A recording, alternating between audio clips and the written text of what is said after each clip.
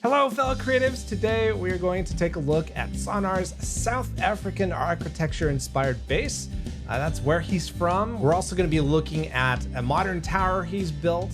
So anyway, this channel is filled with stories and building showcases that are designed to inspire you creatively. So if that sounds awesome to you, please consider subscribing and hit that bell icon so you don't miss a single video. And let's get to a rather lively conversation with Sonnar. Yeah, basically when I landed on this server, I was planning on building north in Viking Bay, but it turns out that area was quite claimed already. So Zura, who's on his way here now, kind of decided, hey, let me take you to this place. So he dropped me in the middle of this on that island where my base is currently at. And he said, there, go ahead and build. Now at least I know who's here. Because he was deathly terrified of some random guy just building in here and getting rid of all the resources, because we are right in between a lot of metal and silica pearls and just a lot of stuff. Yeah. So yeah, that's where I got started. These two trees that you guys see on either side of the behemoth gate is kind of a plan that I came up with yesterday of I want to do 2 more of these trees on the other side of the cove here. Okay. And to move my base up into the trees. So that base that you're seeing in the middle there is going to be moving. And then this whole area down here is going to be open for more dinos to sit in. As you can see, it's quite crowded, as this is not the biggest open space that you can find, but I think once I remove the base from there, it'll be pretty nice. So let's finish the perimeter off. As you can see, my plant species X's that I've got on the top here, I've got I think 16 of them just running around my base, just protecting me from all the dangerous stuff that do tend to spawn here sometimes. Saber-tooth, direwolves, and Daedons being the most frequent visitors to my safe haven. If we move over to the house part, I wanted to get something that kind of reminds me of my little African background, because me being from South Africa, I love this kind of feel of the open house and just very square and kind of thing. House lifted off on scaffolding. That's definitely something that is very very much in the culture here. So all the doors, everything should be unlocked. If you come in, this is my main little storage area, and my bed's just up on the back, above the back door. Because I don't really use the bed too much. That's just if I need to respawn, I can just use them out of the way. I do have a few crafting tables in here, but this is not my main crafting area. That's going to be through the door in the back here. So this is where you'll see all the eco mods and all the fabricators and my grill. And then, Chris, if you look behind you, this little door just opens up to my forge. This little guy's unlocked also. So nice. If anybody's down here gathering metal and you need to, there we go. That's a second forge you can kind of use. Nice. I'm very much somebody that doesn't mind helping people around me. So all of my stuff is open to use. The doors haven't always been open. No, they haven't always been open, but I decided to open them recently as my base is getting there. Yep. If I wanted to come in here and rob you, I can go do that, right? No, my storage boxes are all the storage boxes are locked, but It's called borrow. Silver, why would you do that? He can come to our base too. So if you guys come up the stairs, this just comes out into my first little breeding or hatchery kind of vibe. So I've got the nanny set up with the beehive, and then my air conditioner. So this is where I started off breeding the little otters over here and my wyverns. Obviously the wyverns get too big to stay in here, so every time I breed a wyvern, I have to remove the railing and just kind of lead them gently down the ramp. Almost like a little plank walk off a pirate ship.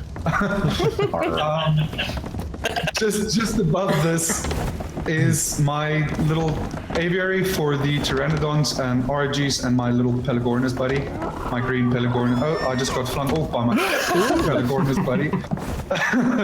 Not much of a buddy anymore, I guess. I think I might have done something wrong.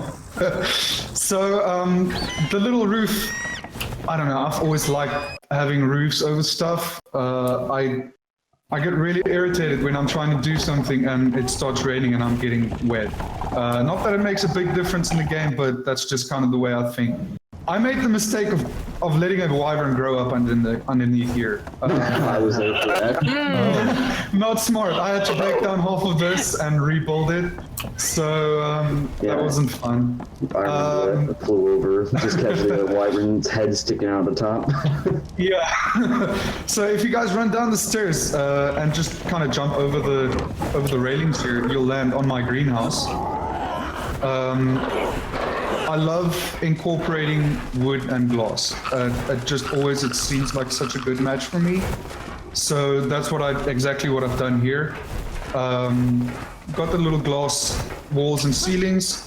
Very nice and clean, very modern look with the older wood.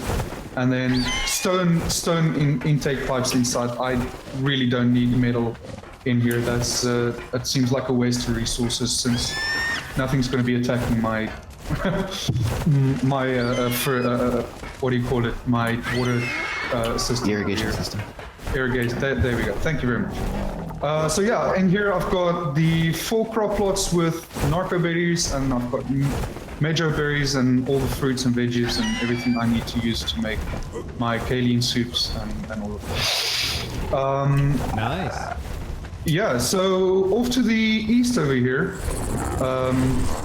Let me just move this dragon because this is my little hard to handle dragon. This got 200% movement speed. So I know how that feels. doing anything like picking up something is a terrible thing. This is my little taming cage. Yeah. I was going to say, do you want me to introduce it since I use it the most?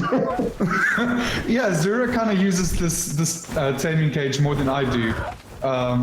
But it's really just a little thing that I put in here.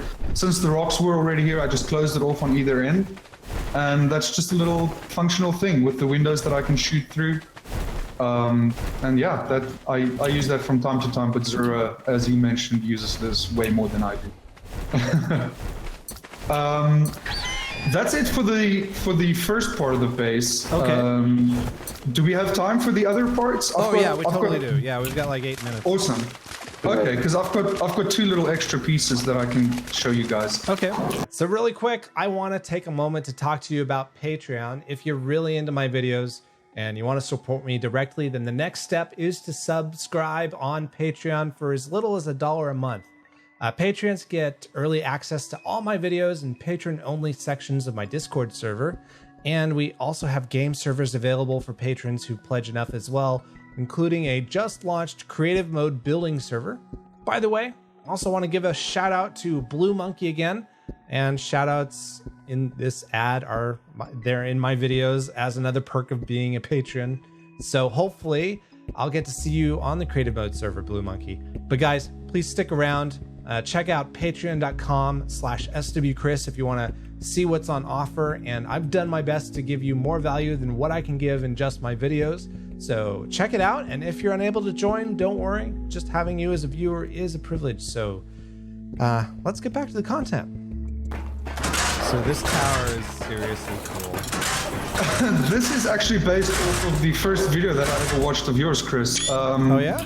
The aviary built onto the community center. Oh right. I was planning something very similar to that, and building being what it is, it changed a lot through the processes.